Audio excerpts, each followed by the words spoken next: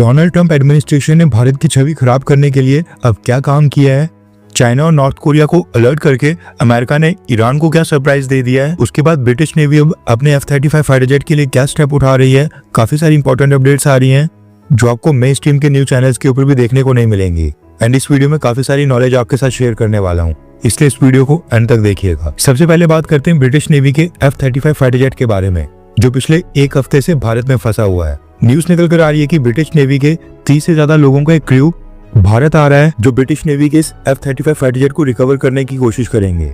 माना जा रहा है कि ये 30 लोगों की टीम ब्रिटेन का आखिरी अटेम्प्ट है, एंड अगर ये भी सक्सेसफुल नहीं हुआ तो ब्रिटिश नेवी इस F-35 को एयरलिफ्ट करके मिलिट्री ट्रांसपोर्ट एयरक्राफ्ट में ले जाएगी। नेक्स्ट अपडेट आ रही है अमेरिका और ईरान को लेकर, और ये भारत के लिए भी काफी चिंता का विषय है, क्योंकि इस पूरे रीजन में अमेरिका के इस कदम के बाद इंस्टेबिलिटी आ जाएगी। कुछ दिन पहले जब डोनाल्ड ट्रंप एडमिनिस्ट्रेशन से पूछा गया कि क्या वो इजराइल के साथ मिलकर इजराइल का साथ देने के लिए ईरान के ऊपर हमला करेंगे, तो डोनाल्ड ट्रंप एडमिनिस्ट्रेशन ने उस समय कहा था कि डोनाल्ड ट्रंप 2 हफ्ते के बाद ये डिसाइड करेंगे कि क्या वो इजराइल के मिलिट्री ऑपरेशंस को ज्वाइन करके ईरान के ऊपर हमला करेंगे या फिर नहीं। और ये जो 2 हफ्ते का समय है, ये ईरान के लिए एक तरह से डेडलाइन है कि वो शांति समझौते और पीस डील को साइन करने के लिए मान जाए। 2 हफ्ते का बोलकर डोनाल्ड ट्रंप 2 दिन भी नहीं रुके, और अभी कुछ ही घंटे पहले रात के अंधेरे में अमेरिका ने भी ईरान की स्पेस में घुसकर 3 न्यूक्लियर साइट्स के ऊपर बॉम्बिंग्स कर दी हैं। ये जो विजुअल्स आपकी स्क्रीन के ऊपर चल रहे हैं, ये अमेरिका ने जो ईरान की न्यूक्लियर साइट्स के ऊपर बॉम्बिंग की है उसी के बताए जा रहे हैं। ये जो 3 न्यूक्लियर साइट्स हैं, ये फोर्दो, नतांस और इस्फहान। फोर्दो का नाम सबसे ज्यादा चल रहा है क्योंकि माना जा रहा है कि ईरान के न्यूक्लियर वेपन्स प्रोग्राम में ये न्यूक्लियर साइट सबसे इंपॉर्टेंट थी, लेकिन अमेरिका ने इसी के ऊपर सबसे खतरनाक स्ट्राइक्स की हैं। न्यूज निकल कर आ रही है कि अमेरिका ने ईरान के ऊपर एयर स्ट्राइक्स और बॉम्बिंग करने के लिए B-2 स्टेल्थ बॉम्बर्स का इस्तेमाल किया है। B-2 स्टेल्थ बॉम्बर्स ने ईरान की स्पेस में घुसकर बंकर बस्टर बॉम्ब से हमला किया है, ताकि ईरान की जो अंडरग्राउंड यानी जमीन के अंदर न्यूक्लियर इंस्टॉलेशंस हैं वो नष्ट हो जाएं। पहले तो अमेरिका ने कहा कि उसके ये बॉम्बर्स गुआम एयरबेस में डिप्लॉय होंगे, जो कि जापान के बिल्कुल साउथ में एक एयरबेस है, और यहाँ से अमेरिका चाइना, नॉर्थ कोरिया और रशिया के फार ईस्ट एरिया के ऊपर नजर रखता है। यहाँ पर जब भी मूवमेंट होती है, चाइना और नॉर्थ कोरिया अलर्ट के ऊपर आ जाते हैं। और इस बार भी जब B-2 बॉम्बर्स के गुआम एयरबेस के ऊपर आने की न्यूज आई थी, तो चाइना और नॉर्थ कोरिया अलर्ट मोड के ऊपर आ गए थे। लेकिन ये गुआम एयरबेस के ऊपर B-2 बॉम्बर्स की तैनाती वाली न्यूज बिल्कुल ब्लफ थी, ईरान को गुमराह करने की कोशिश थी ताकि ईरान अलर्ट ना हो जाए। अमेरिका के B-2 बॉम्बर्स ने हवा में रिफ्यूलिंग करके अपनी रेंज को बढ़ाया और सीधा ईरान के ऊपर जाकर हमला किया।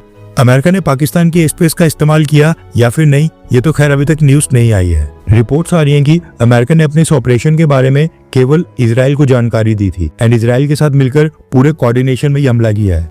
लेकिन अगर हम पिछले कल की स्टेटमेंट्स देखें, अमेरिका और इजराइल की गवर्नमेंट क्या कह रही थी, तो वो कम्प्लीटली सरप्राइज कर देने वाली है।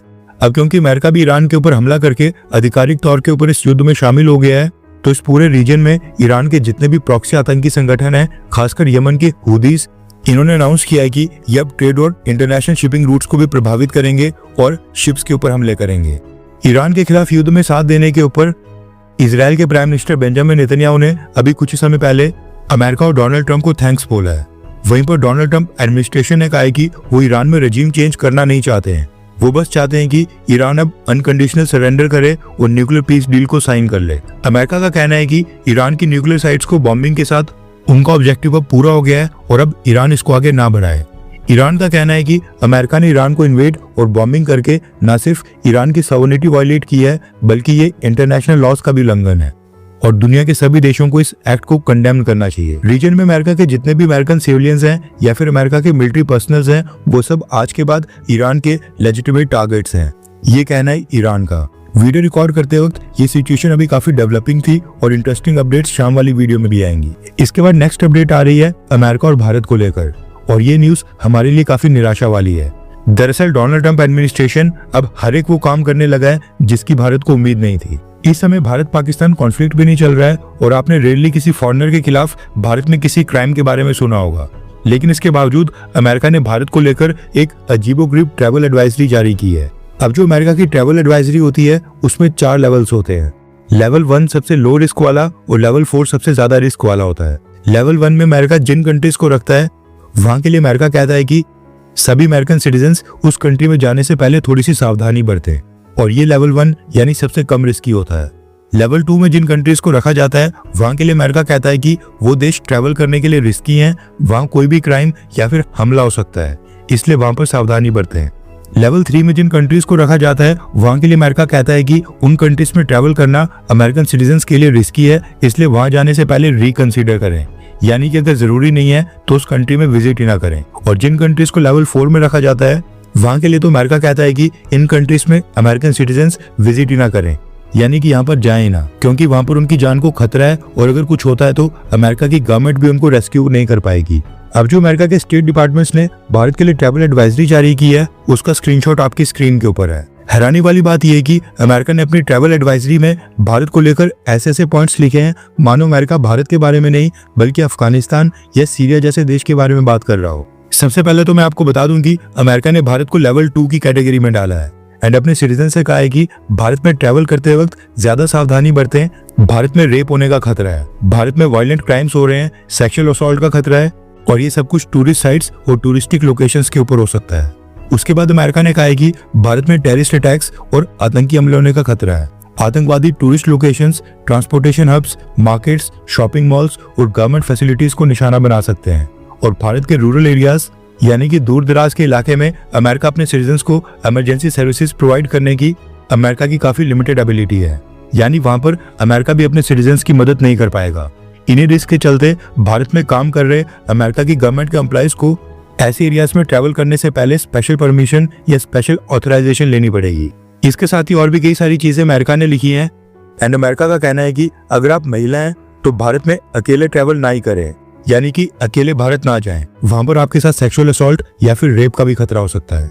इसके साथ ही अमेरिका ने भारत जाने वाले अमेरिकन सिटीजन्स को कहा है कि वो भारत जाने से पहले अपने आप को स्मार्ट ट्रैवलर एनरोलमेंट प्रोग्राम में एनरोल करें ताकि किसी भी इमरजेंसी के समय उनको अलर्ट मिल जाए या फिर उनको लोकेट करना आसान हो जाए। अब इसके अलावा भी और कई सारी बातें अमेरिका ने लिखी हैं, लेकिन अभी तक क्या था कि अमेरिका की जो ट्रैवल एडवाइजरी होती थी उसमें ये सारी चीजें केवल जम्मू कश्मीर, मणिपुर, नक्सल एरियाज या फिर नॉर्थ ईस्ट या इंडिया पाकिस्तान बॉर्डर के बारे में लिखी होती थी।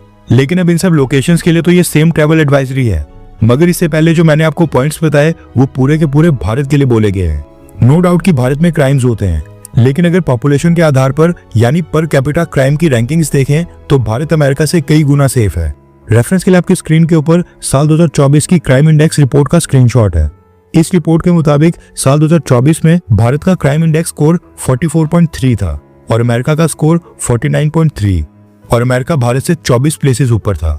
अब ये जरा भारत की पॉपुलेशन काफी ज्यादा है जिसकी वजह से नंबर ऑफ केसेस भारत में ज्यादा हो जाते हैं, वरना अगर पर 1000 पॉपुलेशन के ऊपर देखें तो अमेरिका में भारत से ज्यादा क्राइम्स हो रहे हैं। डोनाल्ड ट्रंप खुद ही कुछ महीने पहले सेक्सुअल असॉल्ट के केस फेस कर रहे थे एंड अमेरिका की एप्स्टीन फाइल्स में तो अमेरिका के कई सारे सीनियर पॉलिटिकल लीडर्स, इन्फ्लुएंशियल लोग और काफी बड़े बड़े लोगों के नाम हैं जो 250 से भी ज्यादा अंडर एज लड़कियों के साथ sexual assault, physical violence, sex trafficking और न जाने कितने घटिया क्राइम्स कर चुके हैं।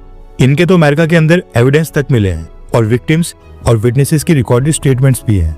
कुछ दिन पहले इलॉन मस्क ने भी क्लेम किया था कि डोनाल्ड ट्रंप का भी इस लिस्ट में नाम शामिल है। बोलने का मतलब है कि रेप और सेक्सुअल असॉल्ट के मामले में जिस देश की खुद इतनी खस्ता हालत हो, एटलीस्ट वो तो भारत को बदनाम करने के लिए इस तरह के बेसलेस और घटिया ट्रैवल एडवाइजरी जारी ना करे। और यहाँ पर भारत की सरकार का भी रोल काफी इंपॉर्टेंट हो जाता है। ये जो वर्ल्ड लेवल के ऊपर भारत को रेप कैपिटल के रूप में बदनाम करने की कोशिश की जाती है, इसको लेकर गवर्नमेंट ऑफ इंडिया को भी अब कुछ स्टेप्स उठाने पड़ेंगे एंड इस तरह की ट्रैवल एडवाइजरी का विरोध करना काफी जरूरी है। आई होप भारत सरकार और भारत का विदेश मंत्रालय अमेरिका की इस ट्रैवल एडवाइजरी का जवाब जरूर दे एंड अगर भारत सरकार इसके ऊपर कुछ बोलती है तो हम आपको वो भी बताएंगे। चैनल को सब्सक्राइब करना ना भूलें।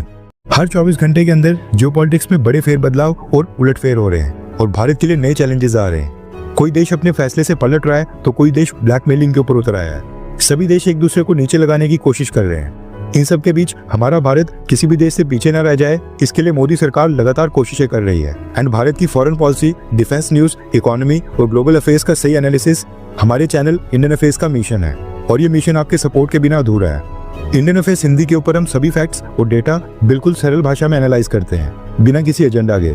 अगर आप चाहते हैं कि इंडियन अफेयर्स का सही और ऑथेंटिक एनालिसिस आप तक लगातार पहुंचे तो इस वीडियो को लाइक करें और हमारे चैनल इंडियन अफेयर्स को सब्सक्राइब करके बेल नोटिफिकेशन ऑन करना मत भूलिए। आपका एक लाइक हमारे चैनल को ग्रो करने में काफी मदद करेगा और एक सब्सक्राइब ये सुनिश्चित करेगा कि आप किसी भी इंपॉर्टेंट अपडेट को मिस ना करें।